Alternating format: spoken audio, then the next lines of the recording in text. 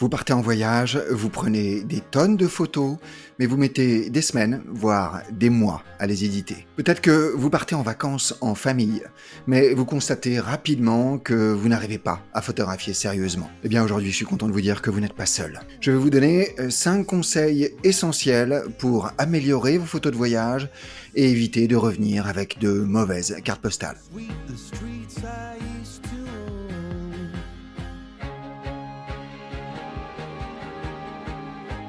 Pourquoi est-ce que vous devriez me faire confiance? Eh bien, je suis Gennaro Bardi, je suis photographe professionnel depuis 15 ans et j'ai longtemps travaillé pour des agences de voyage ou des magazines de voyage. J'ai visité, pour la photographie de voyage, plus de 35 pays en 7 ans. Si vous êtes un petit peu comme moi et que vous aimez passionnément la photographie et les voyages, vous voulez revenir de vos vacances avec des photos qui sont originales, intéressantes, voire incroyables. Mais ce n'est pas toujours facile. Le temps de la photographie est différent. Et souvent, il est difficile de jongler entre prendre des photos et profiter du moment que vous avez en famille ou avec un groupe d'amis. Restez avec moi jusqu'à la fin de la vidéo pour découvrir comment arrêter de revenir de voyage avec au mieux des cartes postales médiocres et au pire des centaines de clichés qui dorment sur un disque dur. Combien de fois est-ce que j'ai entendu des photographes se plaindre de ne pas pouvoir faire de photos quand ils sont en vacances en famille? Et pour ceux qui arrivent à photographier, ils ont des centaines, voire des milliers de photos qui restent sur leur disque dur et qu'ils ne prennent jamais le temps d'éditer sérieusement. Ils sont submergés par le volume de travail avec lequel ils reviennent. Aujourd'hui, je vous propose une méthode simple et efficace pour transformer vos photos de vacances en un reportage captivant. La photographie de voyage, ce n'est pas vraiment un genre photographique, mais c'est une pratique qui est très excitante avant de partir en voyage, et le plus souvent frustrante quand on revient de son séjour. Ce que l'on a envie de faire, c'est profiter de la découverte d'une destination pour capturer un moment qui soit parfait, qui soit intéressant, mais il est très facile de se sentir submergé quand on est sur place. La question, c'est quoi photographier? Et surtout comment. Quoi photographier pour sortir de l'ordinaire? Comment photographier pour se donner toutes les chances d'avoir un reportage intéressant? Premier conseil, préparez son voyage, préparez vos shootings. La préparation, comme souvent, c'est la clé. Avant de partir, apprenez-en le plus possible sur votre destination et sur la culture du pays que vous allez visiter. Surtout, ne vous contentez pas de simplement regarder les photos sur Instagram. Évidemment, vous pouvez lire des guides de voyage, mais ça vous donnera souvent quelque chose d'assez surfait. Mais c'est déjà mieux qu'une simple recherche sur Internet. Ce que je vous propose pour vous plonger dans la culture locale, c'est d'aller vers la littérature. Lire des livres de voyageurs ou d'écrivains locaux qui écrivent sur la destination, qui écrivent sur leur pays et sur leur culture, va vous permettre de mieux capturer et de comprendre comment est-ce que vous pouvez photographier de manière unique une destination. Le pire que vous pouvez faire, c'est une simple recherche sur Instagram, où vous allez avoir les photos que font tout le monde, ou alors une simple recherche avec quelques articles rapidement sur Internet. Personnellement, quand je travaillais pour un magazine de voyage, le magazine Serendipia, il m'arrivait d'être en commande sur une destination où je n'avais jamais mis les pieds. Avec mon rédacteur en chef, quand on avait établi la destination sur laquelle j'allais travailler, même si je n'y étais jamais allé, je commençais par me faire une liste de lecture, avec au moins 2 ou 3 romans. Par exemple, quand je suis allé à Tokyo pour le magazine Serendipia, j'avais prévu d'aller à Tokyo pour réaliser la suite de mon projet Ville déserte, en photographiant Tokyo désert. Mon problème, c'est que je n'avais jamais mis les pieds à Tokyo. Mais je savais dès le début que j'allais devoir écrire une nouvelle de quasiment une dizaine de pages sur mon séjour pour le magazine Serendipia. Quand j'écris pour un magazine, il me faut absolument proposer un regard original et intéressant pour les lecteurs du magazine. Mon conseil, c'est devenez la personne qui en connaît le plus possible sur la destination. Devenez incollable sur la culture et l'histoire de l'endroit que vous allez visiter. Même si vous aurez toujours un effet découverte quand vous arrivez sur place, à minima vous serez préparé et vous aurez identifié des sujets que vous allez photographier. Dans vos lectures, prenez des notes, faites une liste des lieux incontournables et éventuellement des événements ou des moments que vous ne voulez pas manquer. Personnellement, je fais toujours des listes sur Google Maps qui me permettent d'avoir aussi les distances entre les lieux qui m'intéressent. Vous pouvez aller jusqu'à pré-produire des photos, le plus souvent avec Google Earth ou avec Google Street View. Cette préparation, ça va vous aider à rester concentré et surtout à ne pas passer à côté des meilleures opportunités. Deuxième conseil, le temps de la photographie. La photographie prend du temps. Pour éviter la frustration, réservez 1 heure ou 2 chaque jour uniquement pour la photographie. Allez photographier seul, sans votre famille, sans votre groupe d'amis. Cela vous permettra de vous concentrer pleinement sur votre travail et surtout de ne pas avoir de distraction et de ne pas être pressé par un groupe. Croyez-moi, c'est probablement ce qui fera la plus grande différence sur la qualité de vos photos. Personnellement, je préfère même 30 minutes tout seul tous les jours, même si c'est dans un endroit qui a priori est sans intérêt, plutôt que d'avoir 2 heures d'une balade avec plein de touristes et des gens qui me pressent pour avancer. Les voyages photos existent justement pour ça, pour être au bon endroit, au bon moment, avec la bonne lumière. Mais les voyages photos existent aussi pour pouvoir travailler en photographie sans être pressé par un groupe. Dans un voyage photo, tout le monde est là pour faire de la photographie. Dans mon voyage photo à New York, on va photographier des endroits qui sont pris en photo des millions de fois tous les jours. Et parfois des endroits que les photographes ont déjà visités, parce que New York est très visité. Mais dans ce voyage photo à New York, on est là pour faire des photos toute la journée. À des endroits qui sont pris en photo des millions de fois tous les jours, vous ne pouvez pas faire 2 photos en passant. Ou alors c'est la garantie de faire les mêmes photos que tout le monde.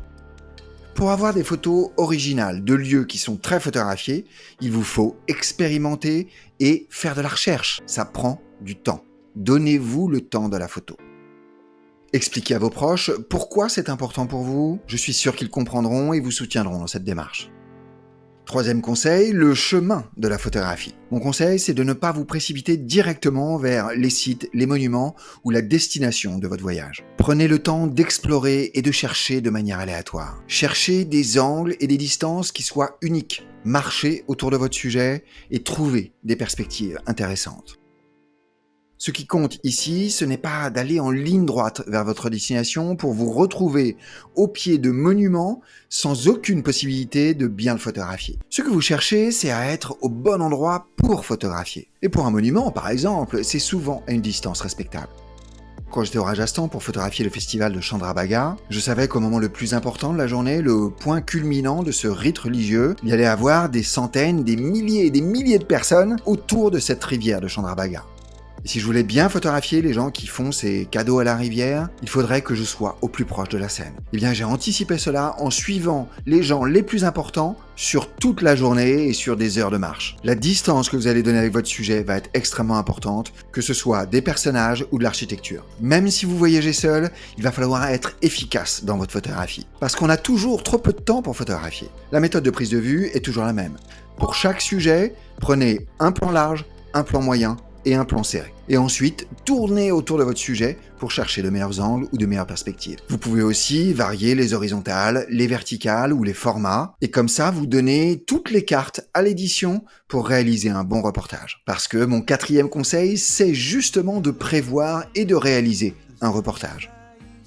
Un bon reportage photographique, c'est comme un bon reportage journalistique. Il y a un angle, il y a un message. Choisissez un propos que vous allez avoir pour votre reportage. Pour avoir un propos ou un message original sur votre reportage, vous allez avoir besoin de faire des recherches. À la prise de vue, ne vous limitez pas à un seul type de photo. Variez vos prises de vue. Faites de l'architecture, mais faites aussi des portraits, des scènes en photographie de rue et peut-être des détails, des ambiances. Cela ajoutera de la profondeur et de l'intérêt à votre série de photos. Mais le plus important, choisissez un angle journalistique, un propos, un message que portera votre reportage. Ou sinon, vous tomberez dans les clichés les plus évidents sur votre destination. Ce que vous cherchez à faire, c'est apporter un regard original sur votre destination. Pas à faire des photos pour la plaquette de l'office de tourisme. Et attention, je sais très bien que les photos des cartes postales ou des plaquettes d'office de tourisme sont d'excellentes photos. Mais l'objectif de votre reportage doit être différent. Quand je me suis rendu en Équateur pour réaliser un reportage photographique dans la forêt amazonienne, c'est moi qui ai proposé le reportage à mon rédacteur en chef. Je me suis servi de mon passé quand j'ai travaillé dans le chocolat, et je savais que le meilleur cacao au monde était dans cette région amazonienne qui touchait un petit peu l'Équateur. Et donc, via des marques de chocolat, qui utilisent ce cacao qui est le meilleur au monde, j'ai proposé un reportage qui était à la recherche du meilleur cacao au monde. Et c'est comme ça que j'ai pu aller en forêt amazonienne, et pas simplement pour le plaisir d'aller dans la forêt amazonienne. J'avais identifié une tribu locale qui cultive ce cacao, et qui est en commerce avec certaines marques de chocolat. C'est ma connaissance de la destination, et en l'occurrence d'une certaine industrie locale, qui m'a permis de trouver un sujet de reportage, mais surtout un angle original sur la destination. Et enfin, cinquième et dernier conseil, peut-être le plus important, n'attendez pas de rentrer chez vous pour commencer à sélectionner vos photos et éditer votre travail. Prenez 15 à 20 minutes par jour pour trier et commencer à éditer vos images. Cela rendra le processus beaucoup moins intimidant et vous permettra de garder un œil critique sur votre travail au fur et à mesure. Et cela informera également votre pratique. Éditer un petit peu tous les jours vous permettra de savoir quels clichés vous manquent pour proposer un reportage intéressant.